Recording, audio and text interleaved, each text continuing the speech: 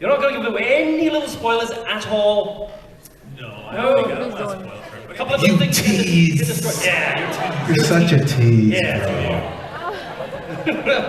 Well, let's see if members of the press are able to tease any more nuggets out of you lovely folk out there. We're going to throw it open to the press, like I kind of warned you guys earlier on. Let's keep this civilized, please. Put up your hands if you have a question, and we will try to get through the questioning. One question each, please. Yes, member over there. Yes, in the pink top. Very good. Could you stand up, please, and tell us who you are, what your name is, and what country you're filing for? Very good. There we go. Hi, I'm Wai from Streets Times Life, Singapore. My question.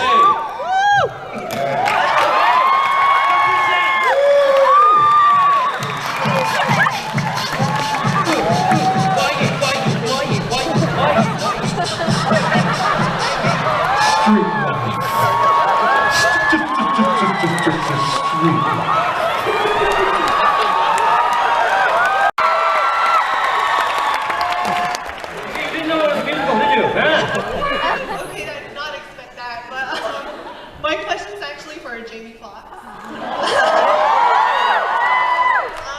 You know, you said in an interview before that your daughter was rooting for Spider-Man and not your character. Does that still stand now? Well, she doesn't want to get kicked out of the house, but it was very interesting. To be honest with you, my daughter was throwing her birthday party. She was throwing a Spider-Man themed birthday party. We get the call that I'm going to be playing Electro in the movie. And so we took her to, you know, the place where we get all the makeup and everything done. And she didn't know what we were going there for. I didn't tell her what was going on. And I finally told her that I was going to be in Spider-Man. And she said, what you going to do in Spider-Man? You can't be Spider-Man. And I said, no, I'm playing the villain. And she said, oh, Spider-Man's going to kick your butt. And I was like, yeah. But she was able to come on the set. These guys were so nice. And I think that's what makes this movie and this franchise so appealing, is that the fact that a 3-year-old, a 4-year-old, a 5-year-old, or a 50 or a 70 or 80-year-old person can still be a part of this big, you know, superhero dream. And while she was on the set, you know, they let her put on her Spider-Man outfit as well. And it was just beautiful. So, you know, she's smart enough to know. She gave some notes. Yeah, but she's smart enough to know that Spider-Man is gonna win. But she still loves her daddy. Jamie Foxx, good answer. Very nice. Thank you very much. Any other questions? I'm so happy to be Spider-Man. You know, the great thing about Spider-Man and about Peter Parker is that he's the most human of the superheroes. So he's eternally, universally relatable. He fumbles and stumbles through life just like I do, just like, you know, everyone on this panel, maybe not Jamie. But we're all stumbling, right? We're all trying to figure out this mystery that we call life, and Peter Parker is no different. So I relate infinitely, and always have, to that struggle. And that's why Spider-Man has always meant so much to me, because he gave me courage as a stumbling, struggling teenager. He gave me hope for my life. He gave me inner strength.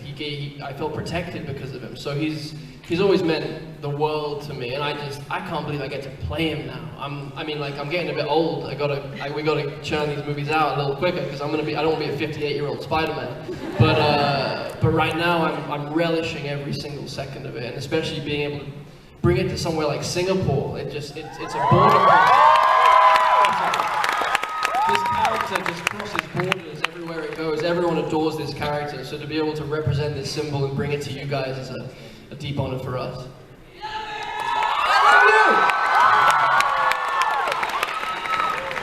Excellent stuff. Any other questions? Yes, sir.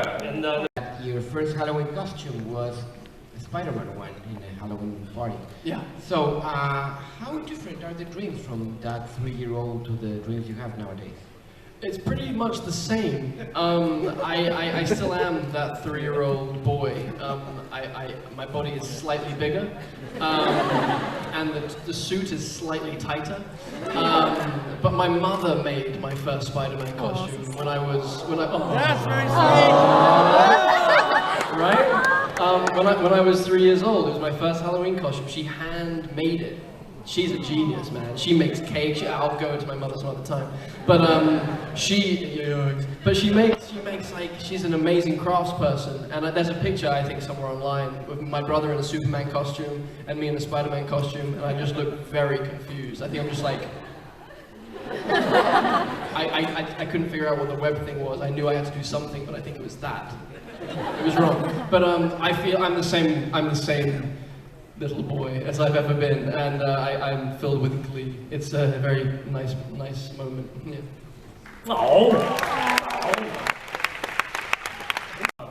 Every film make us take good decisions or take right decisions. That's what the movie is all about for me. So in first part, you were forgiving to all, even your enemies. So when I see the trailer of the second movie, I see violence all in all. I would like to ask that, other than this, what I am going to see as a good virtue means, what can I learn? One of the things, it's a really important question. One of the things that's very special about Spider-Man that I think is different than a lot of superheroes. There is a lot of fighting, there's a lot of violence, and that's part of what happens in these movies. But one of the special things about Spider-Man is he's a rescuer. He saves people.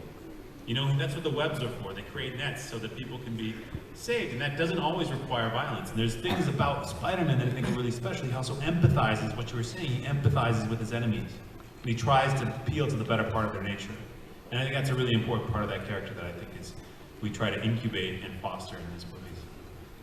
If I could add to that, Spider-Man was one of my main heroes growing up, and Mahatma Gandhi was another one of my main heroes growing up, and still is.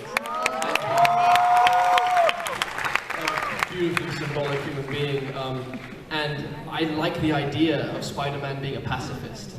I really like the idea of him never throwing a punch, him never throwing a kick, using his enemies' weaknesses against themselves, like Charlie Chaplin might, or like Buster Keaton might, or how Bugs Bunny might. I really like the idea of this skinny little kid dodging and weaving and kind of ducking and diving, and letting these big bad guys just beat the crap out of themselves. I think that's a very powerful message and motif for Spider-Man.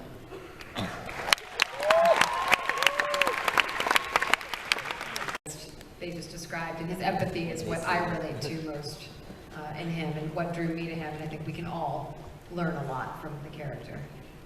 Excellent, thank you. Excellent question. Excellent answer. Thank you so much. Yes, your doppelganger over there, yes. Emma, you obviously played the character of Gwen Stacy. According to comic books, she majored in biochemistry. So my question is this: in biochemistry, what is an activated complex? Why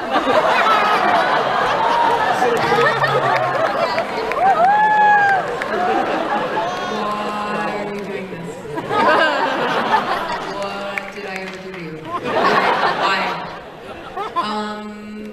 Can you repeat the question? Can you use it in a sentence? What is the etymology of the word? In biochemistry, yes. What is an activated complex? Sure, that's a great question. Sure. Yep. So I know the answer in my mind. Do you know the answer though?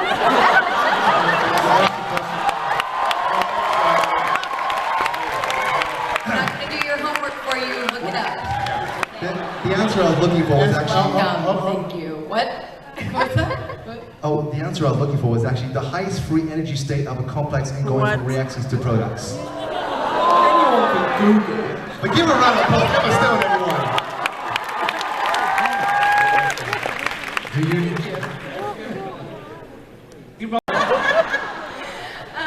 Since you guys were already on the first Spider-Man and it was kind of like the same crew, same cast, now coming into the second movie with very high expectations, what was the biggest challenge of putting together this new movie? And I think also of bringing in a new member when everybody kind of like knew each other on the set?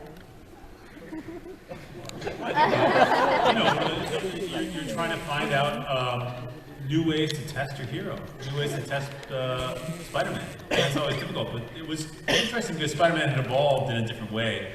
He's very good at being Spider-Man at the beginning of the movie. And you need to come up with villains that are in situations that are challenging, not just physically, but emotionally as well. And there was this really extraordinary opportunity when you get to work with actors that are of this caliber, with Emma and Andrew and Jamie, that they have such enormous dimension. They can do comedy, they can do physical stuff, they can do drama, and to find situations that will exploit all those moments and all those abilities. That was I think, a really difficult but fun and challenging task. And it's really nice because it's a big universe, it's a big story, and it's a big legacy, so you kind of go, well, how do you honor this legacy? When you first jump into it, you go, there's too much pressure. I kind of like, I had to hold myself up. But then when you go again, you have a little bit more confidence, and you figure like, well, we're here, I've been given the job for a reason, you may as well pour all of yourself into it and trust that you're here for a reason and give everything you have to it. So that it was really, really fun for all those reasons. It was terrible. Yeah. Thank you. Fabulous. Emma Stone, ladies and gentlemen. Right, I'm going to throw it just for the hell of it, just throw it. The Fantastic Four. Did you have any reservations taking this role? Michael Jordan. The role of Johnny Storm in the Fantastic Four. Oh man, I thought you were talking about Michael Jordan from the Bulls. Sorry. Exactly. Hey man, when did Michael Jordan play a white dude?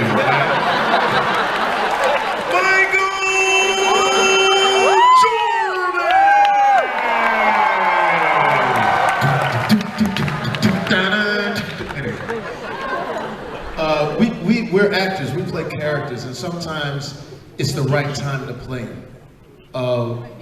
Meaning that you don't really, at a certain point, you stop thinking about your color and you just start thinking about the craft and what you can bring to it. And if we constantly think about race and things like that, a lot of people won't get a chance to do their thing. I think it was just natural. It was sort of literally for me, the way it came about was there was a guy by the name of Quentin Tarantino who did this fantastic who did Django, and then after that it just sort of, I give credit to him for sort of heightening, because I said that he turns actors into legends, and then what happens is that the heat was right. It was the right thing to do, and so we didn't really think about that. We just hit the ground running, and for all those people that sit up and think about, the race thing when it comes to the artists, it's really, that those things are sort of like outdated. Ain't nobody tripping on that right now. When you listen to hip hop or you listen to music or whatever like that, or the people in this room, there's diversity. It could be somebody, like he said one time, anybody could be in the city. It could be Italy, it could be Singapore, it could be Compton, it could be whatever. So we just want to rock and give you the best Spider-Man that you can have. And when I got on that set, I wanted to make sure that I was going to be the type of villain that was going to be feared, and there was even a point where I said, "Itsy bitsy spider." No. Went up the water spout. Down came Electro and wiped the spider out. That's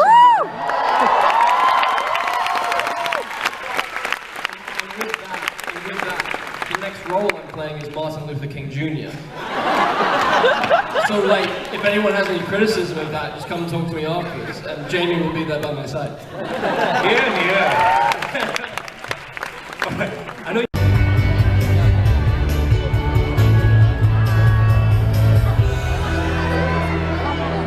Many thanks to all our journalists from all around the world for joining us today. Many thanks to all the fans who spent this time with us. Now don't forget, no matter where